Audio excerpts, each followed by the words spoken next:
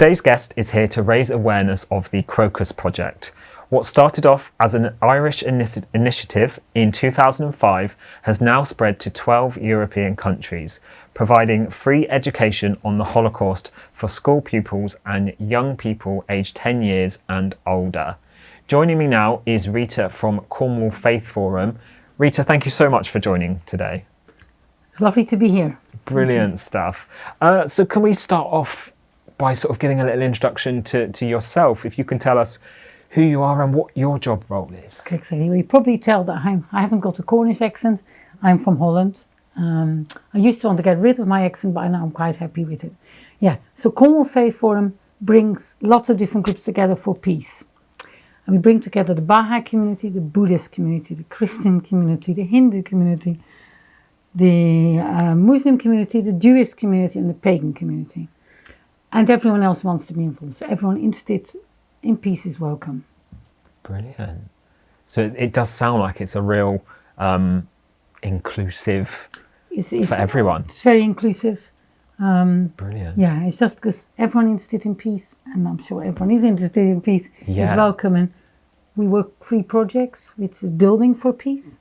It is trying to build a center for peace, which at the moment is just a peace field out in the open where we have events, even in the rain, unfortunately. And then we have Sharing for Peace, which is where we have come together to celebrate each other's festivals, which can be, for example, because the faith communities in Cornwall are very small. So, for example, Eid and the end of Ramadan, we all celebrate together. Right. And other events, like the big lunch, which I'm sure is being featured on Chaos. And then we do Learning for Peace, which is what we're talking about today, which is about all activities we do to do with education and peace work.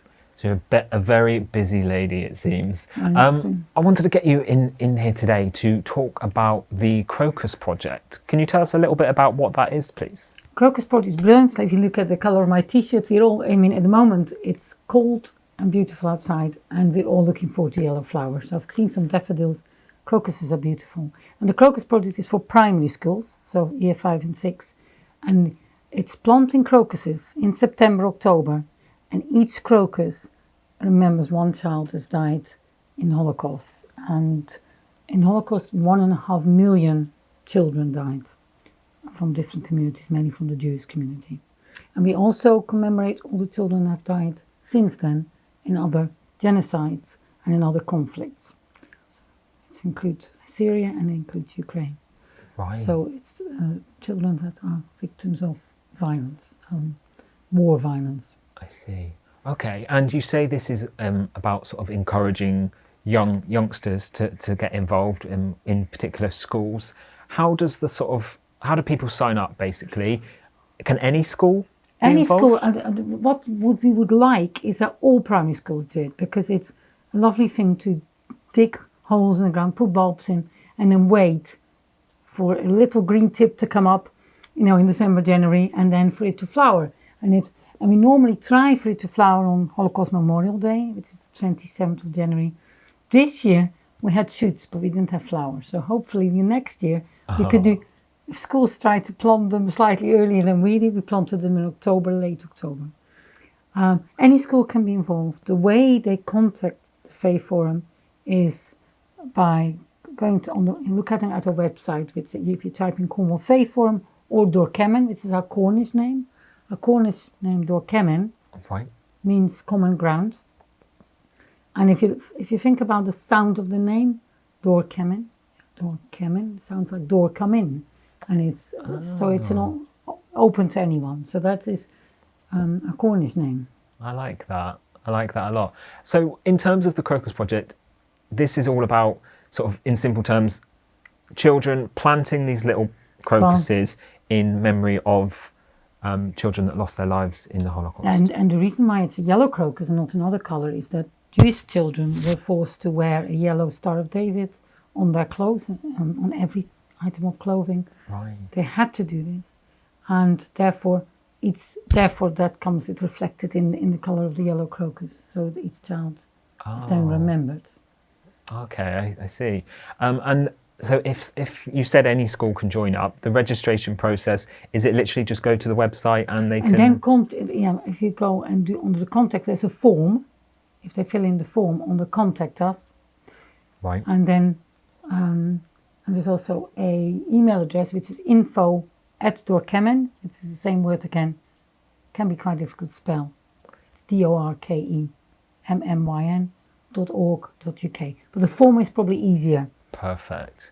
Okay, so how did you become aware of the project specifically here in Cornwall then? Well, we were very lucky because we'll talk that in a minute about that, but we do other projects with education. And we've been working with Holocaust Education Ireland for a while. And they started this Crocus Project, which is, like you said in your intro, already happens in 12 other European countries. And that's the other progress, is that children, when they plant the crocuses, plant them with lots of other children in Europe.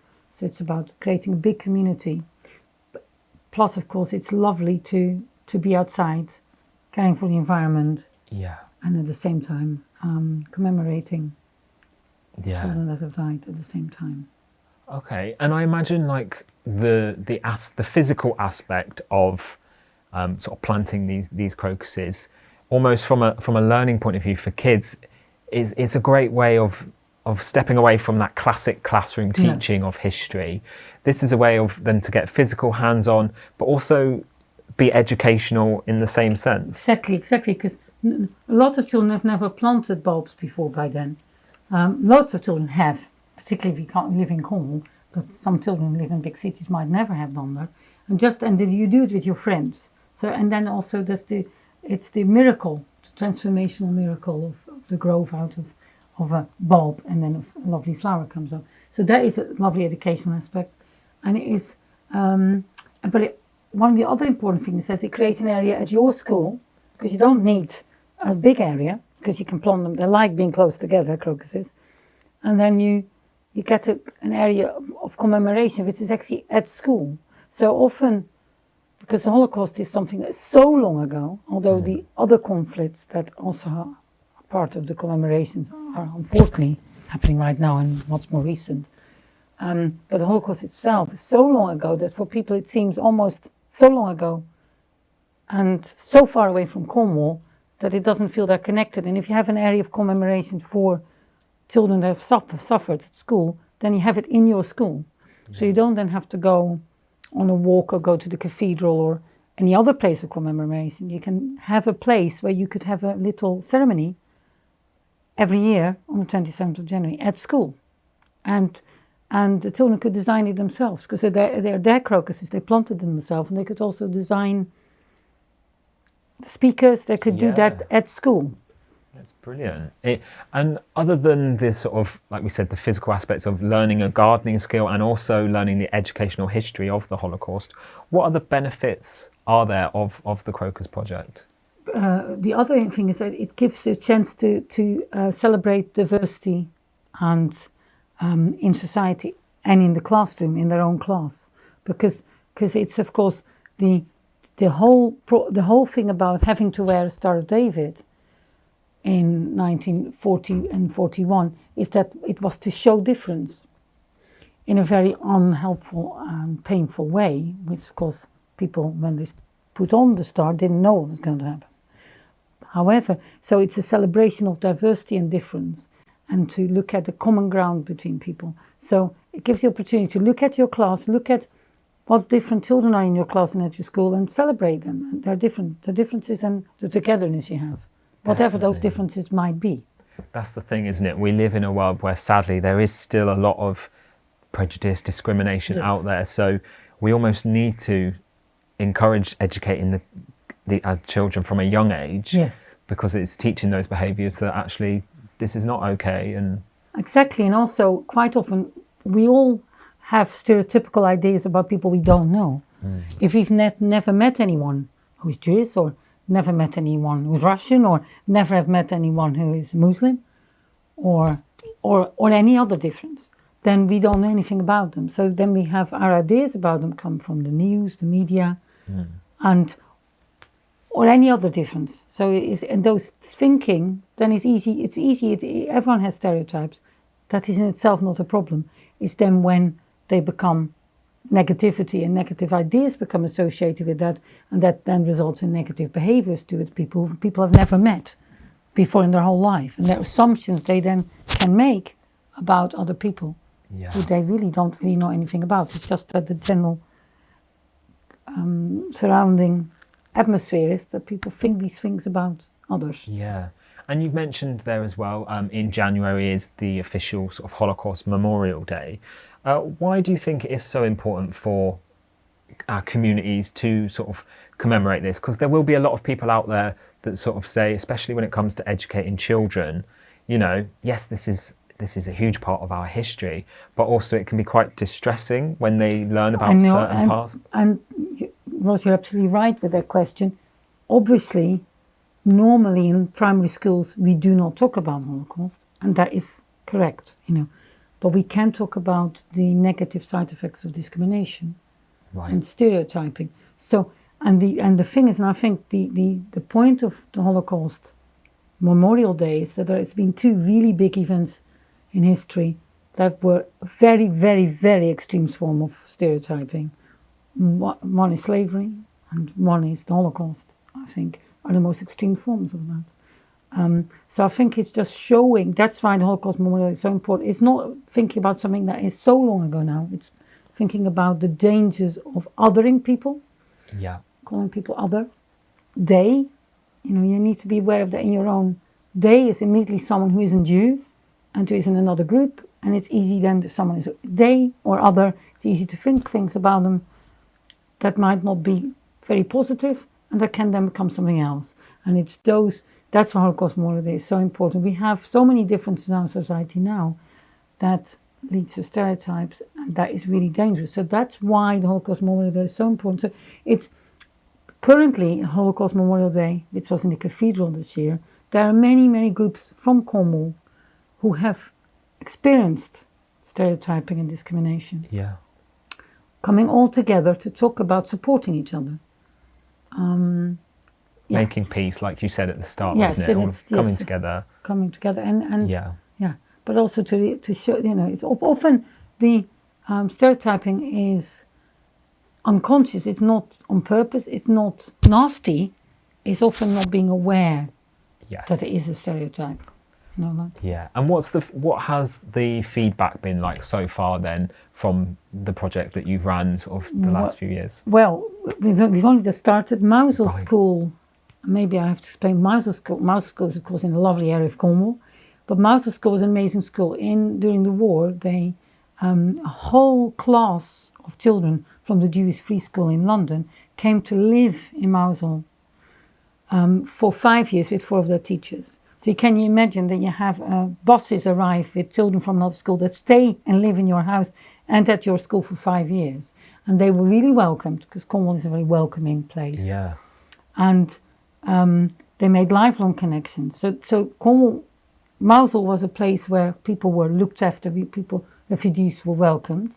This is 1940s. And therefore Mousel School is the first school that did the Crocus Project. So they launched the project on Holocaust Memorial Day this year, and Scan School is also signed up. So any school can sign up. We're hoping to roll this out over the next few years to all schools. Now the only thing is it's free for schools, but we don't have any funding yet for the bulbs. So last year the Faith Forum sponsored the bulbs for the 2 schools, but we're hoping to get some funding, a tiny bit of funding, to give the bulbs to school. If anyone has crocus bulbs that they want to donate to their local schools, that would also be good. But the schools are so struggling for funding. We all are struggling for funding, but it'd be good if schools could just be given a bag of crocus bulbs, and then start working with that. Definitely.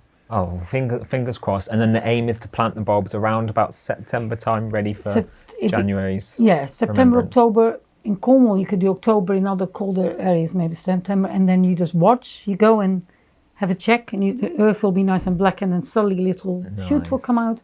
And then you will have hopefully a little service at school again about bringing people together at your own school Great. on the 27th of January. Great. So other than the Crocus Project, you mentioned at the start a few of the other little projects that you get up to at Cornwall Faith Forum. Can you tell us a little bit more about what you guys get up to? Yes, so we have our free projects. So on Sharing for Peace, we do, for example, things where everyone can be involved in, which is, we will do this year, we did this last year, a diversity, which is diversity, but then spelled like a cup of tea. Nice. So it's a diversity tea event, which is like the big lunch for all communities in Cornwall to come together on our Peace Field, which is at Penmount Crematorium.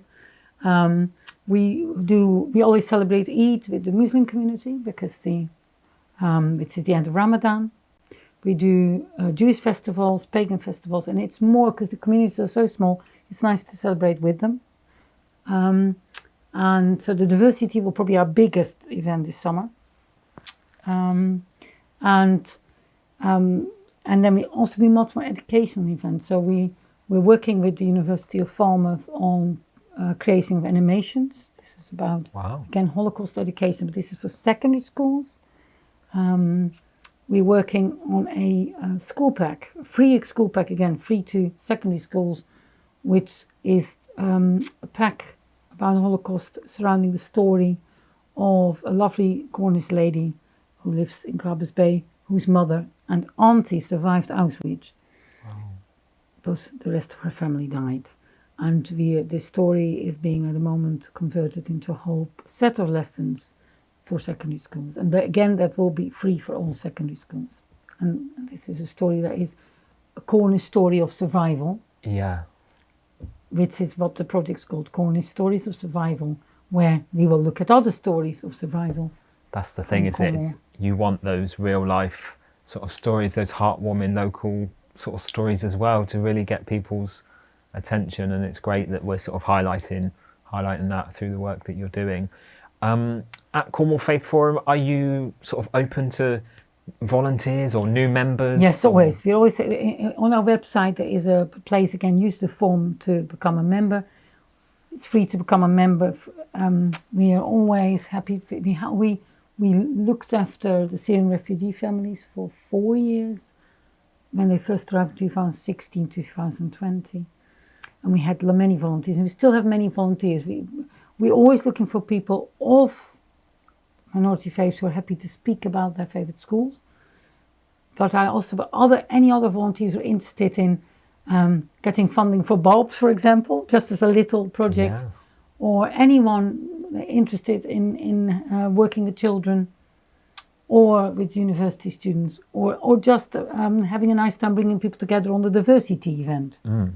And people like advertising things, which I'm not very good at. So that's brilliant. And sort of final question really, Rita. Anyone who's sort of listening along today and thinking, yep, I want to get involved, I can help with either the Crocus Project or any other things, how can people contact you directly to get involved? The best thing is if they can email info@dorkemon.org.uk, and that email address is on our website. So if you just use the search engine, put in Cornwall Faith Forum or Dorkemon, this is more the Cornwall Faith Forum will bring you to our website.